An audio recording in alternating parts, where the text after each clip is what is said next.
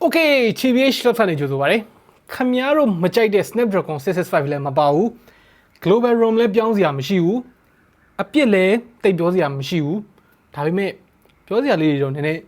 ကြံသေးတယ်ဗျ။ပြောချင်တာလေးတွေတော့နည်းနည်းကြံသေးတယ်ပေါ့နော်။ဆိုတော့ကကျွန်တော်တို့ Mino 10 Lite ရဲ့ review လေးကိုစလိုက်အောင်။ကြော်ညာလေးပြီးရင်ပေါ့။ဆိုဒီနေ့ဗီဒီယိုဖြစ်မြောက်ရေးကိုကူညီပေးထားတာတော့ကျော် mobile model များဖြစ်ပါတယ်။ဖုန်းတွေကိုလက်လီပဲဖြစ်ဖြစ်လက်ကားပဲဖြစ်ဖြစ်ဈေးတက်တက်တာနဲ့ပစ္စည်းမှန်မှန်ကန်ကန်လိုချင်တယ်ဆိုလို့ရှိရင်ကျော် mobile model များကိုချက်သွားကြည့်လိုက်ပါကျွန်တော်တို့ description ထဲမှာလည်းကျော် mobile model များရဲ့ page ကို mention လေးခေါ်ပေးထားပါတယ်ဆိုထုံးတဲ့နိုင်မဲ့ဒီနေ့ဗီဒီယိုဖြစ်မြောက်ရေးအတွက်ကျွန်တော်တို့ရဲ့ဒီ review unit ကိုကျော် mobile model များနေပြီးထောက်ပံ့ပေးနေတာဖြစ်ပါတယ်ဆို Xiaomi Mino 10 Lite ကို review လုပ်မယ်အရင်ဆုံးပြောချင်တာကဒီဖုန်းကိုဖောင်းထုမယ်တို့Xiaomi ဖြစ်နေလို့ဖောင်းထုမယ်လို့ဆိုလို့ရှိရင်ထုကျင်စရာရှိတယ်ထုလို့ရတယ်ပေါ့နော်ဒါပေမဲ့ Xiaomi ဖြစ်လို့ကျွန်တော်တို့ဖောင်းမထုပါဘူးမပူပါနဲ့ဈေးကကျတော့9သိန်းဝန်းကျင်ပေးနေရပြီးတော့ Snapdragon 730G ပဲရှိတယ်ဆိုပြီးတော့အများကြိုက်အောင်ပေါ့နော်လူအုပ်ကြီးကြိုက်အောင်လို့ဖောင်းထုပေးလို့ရတယ်ဒါပေမဲ့မထုကျင်ဘူးဘာဖြစ်လို့လဲဆိုတာကိုနည်းနည်းဆက်ပြောပြမယ်အရင်ဆုံးဒီဖုန်းကိုစဉ်းစားလိုက်တာနဲ့ဘာမှစိတ်ရှုပ်နေစရာမရှိတဲ့အချက်ပဲ Mi branding ဖြစ်တယ် Redmi လည်းမဟုတ်ဘူး Global လည်းဖြစ်မယ်ဆိုလိုချင်တာကိုပေးလိုက်ရတဲ့တမိုးထက် short ထားတယ် cheap out လုပ်ထားတယ်ဆိုတဲ့ခံစားချက်တနေရာမှာမှမခံစားရဘူးတော်တော်လေးအဆင်ပြေတယ်ပထမဦးဆုံးကျွန်တော်တို့ဖုန်းကိုကောက်ကင်လိုက်တဲ့ခံစားရမှာဒီ build quality လုံးဝ solid ပဲလက်ထဲမှာကန်ရတာတော်တော်လေးအရသာရှိတယ် Mi CC 9 Pro နဲ့ခက်ဆင်စင်ပဲပေါ့နော် Mi CC 9 Pro က Mino 10ဒီကောင်က Mino 10 Lite ဆိုတော့ဒီကောင် Mino 10 Lite ရဲ့အငယ် version ပေါ့ဒါပေမဲ့ personally ပြောရမယ်ဆိုလို့ရှိရင် Mino 10 Lite ထက်အပြင်ပိုင်း body တွင်ပြင်ရဲ့သူ့ရဲ့ build quality ပုံစံရေကိုပို့ပြီးတော့သဘောကျတယ်။ဘာဖြစ်လို့လဲဆိုတော့အဓိက camera module ကြောင့် camera module ရဲ့ပုံကလုံးဝ flex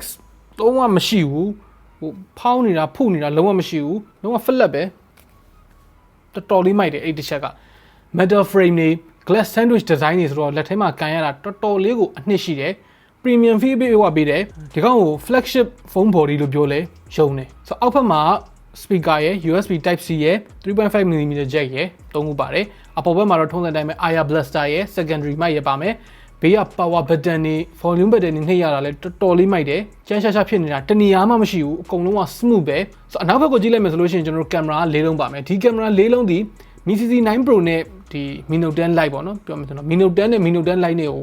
အကြီးအမားဆုံးခွဲခြားထားတဲ့ကောင်းမယ်ဟိုကောင်းမှာလူမျိုး block 8 zoom တို့108 megapixel အဲ့လိုမျိုးအကြီးအကျယ်ကြီးတွေဘာမှမပါဘူးဒီကောင်မှာ64 megapixel 8 megapixel 5 megapixel 2 megapixel ဘေးမှာ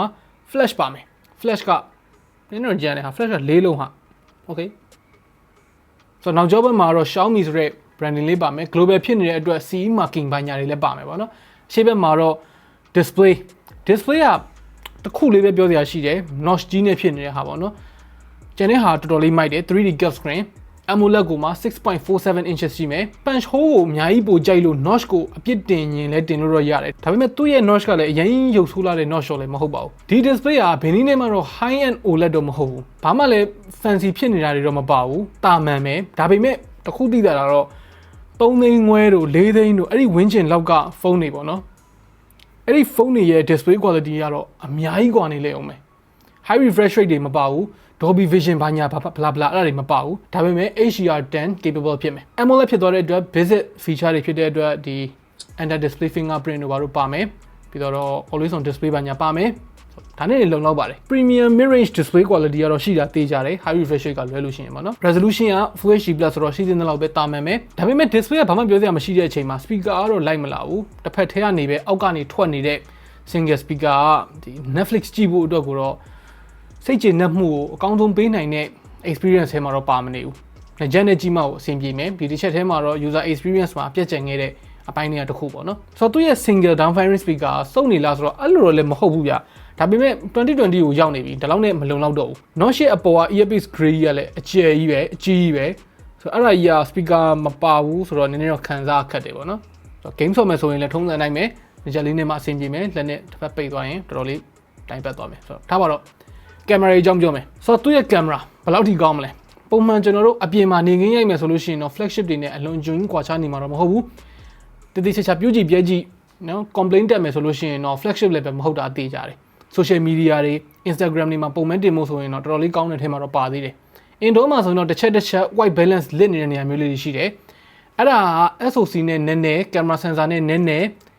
image signal processor နဲ့နည်းနည်းချင်းစီဆိုင်မယ်ဘယ်ဟာကြောင့်ရလို့တော့ကျွန်တော်တို့လည်းမသိဘူးအတိအကျပြောရခက်တယ်ဖြူဝါးလိုက် creamy လိုဖြစ်သွားလိုက်တစ်ချက်ကြုံရတယ်ပေါ့နော်ဆိုတော့ indoor ရိုက်မယ်ဆိုလို့ရှိရင်တော့ပုံထွက်ကအမြဲတမ်းညီနေမှာမဟုတ်ဘူး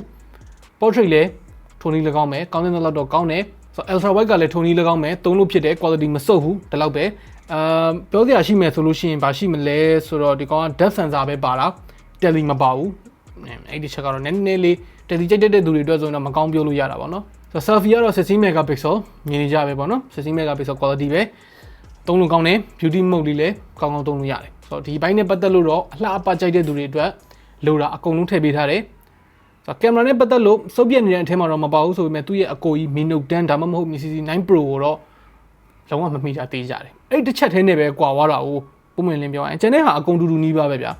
ဆိုတော့တူတဲ့ဟာတွေပြောပြမယ် Snapdragon 730G နော် CC9 Pro ဒါမှမဟုတ် Mi Note 10နဲ့အတူတူပဲ RAM 8GB 128GB storage ပါမယ် battery ကလည်း9260 mAh တူတူပဲအဲ့ဒါကိုမှ30W fast charging ရမယ်ဆိုတော့ဒါတွေအကုန်လုံးပေါင်းလိုက်မယ်ဆိုလို့ရှိရင်9သိန်းဝန်းကျင်မှာတော်တော်လေး solid ဖြစ်တဲ့ package ပဲစဉ်းစားကြည့်လိုက်ဗျာ premium ဖြစ်တဲ့ build quality premium မဖြစ်တဲ့ဈေးနဲ့လူတိုင်းအဆင်ပြေစေမဲ့ performance 9သိန်းမှာတော်တော်လေးကောင်းတဲ့ all rounder လို့မပြောဘဲနေလို့မရတော့ဘူးကြိုက်မကြိုက်ကောင်းတာကိုမကောင်းဘူးလို့ပြောလို့မရဘူး SoC သမားတွေနော် price to performance သမားတွေကတော့ပြောလိုက်မယ်ဒီတက်3သိန်းလောက်ပို့ဆိုင်လိုက်လို့ရှိရင်ဒီတက်3သိန်းခွဲလောက်ပို့ဆိုင်လိုက်လို့ရှိရင် K30 Pro လိုမျိုးပေါ့နော်ဘယ်လိုပြောရမလဲပို့ပြီးတော့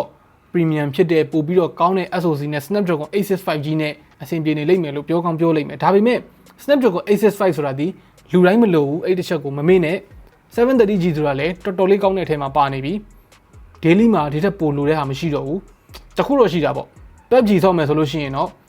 smooth extreme တို့ HDR တို့အဲ့ဒါတွေကတော့မရဘူး Snapdragon 730G 720G 765G အဲ့ဒါတွေရဲ့အားနည်းချက်ပေါ့အဲ့တခုတော့ရှိတယ်ဒီကောင်ကဈေးမှာနည်းနည်းလေးမြင့်တယ်လို့ခံစားနေရနိုင်တာဘာလို့လဲဆိုတော့ဒီကောင် global ဖြစ်နေလို့ဒီကောင်ကို China version ရှိမယ်ဆိုလို့ရှိရင်တော့တော်တော်လေးပိုတန်အောင်မှာဒါပေမဲ့ဒီကောင်မှာ China version မရှိဘူးဘာဖြစ်လို့လဲဆိုတော့ Xiaomi ရဲ့ founder ကြီးပေါ့နော် Legend ကဗာပြောထားလဲဆိုတော့ရွှေ2000နဲ့အထက်ဆိုလို့ရှိရင်တဲ့သူတို့ကဖုန်းတိုင်းမှာ 5G ပါဖို့ပါရမယ်သူတို့ရဲ့ပြည်တွင်းမှာထုတ်တဲ့ဖုန်းတွေက China market အတွက်လုပ်ထားတဲ့ဖုန်းတွေကဆိုတော့ဒီကောင်ကအဲ့ဒီဈေးထက်ပိုမြင့်သွားပြီဆိုလိုချင်တာ4သိန်းကျော်ဝန်းကျင်ထက်မြင့်သွားပြီ 5G မပါဘူးဆိုတော့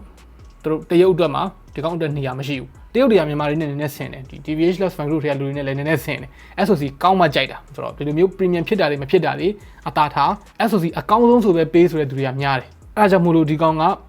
အနောက်နိုင်ငံ market အတွက်ပဲရှိနေတဲ့ဖုန်းတစ်လုံး China ဖုန်းတစ်လုံးနဲ့သွားရှင်ရမယ်ဆိုလို့ရှိရင်ဒီကောင်က Mi CC9 Pro နဲ့ပဲသွားရှင်ရလိမ့်မယ် Mi CC9 Pro ကိုအခုချိန်မှာ good second hand ပေါ့နော်အရင်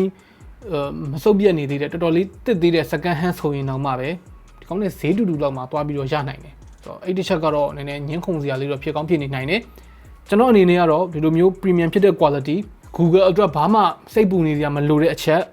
အဲ့ဒါတွေနဲ့နေမယ်9သိန်းဆိုတဲ့ဈေးမှာတော့တော်တော်လေးကိုကိုင်းပြောနေပြီခင်ဗျားတို့ရောဘယ်လိုမြင်လဲအောက်က comment တွေမှာဝင်ရောက်ဆွေးနွေးညှင်းခုန်သွားလို့ရပါတယ်နောက်နေ့မှတွေ့တာပေါ့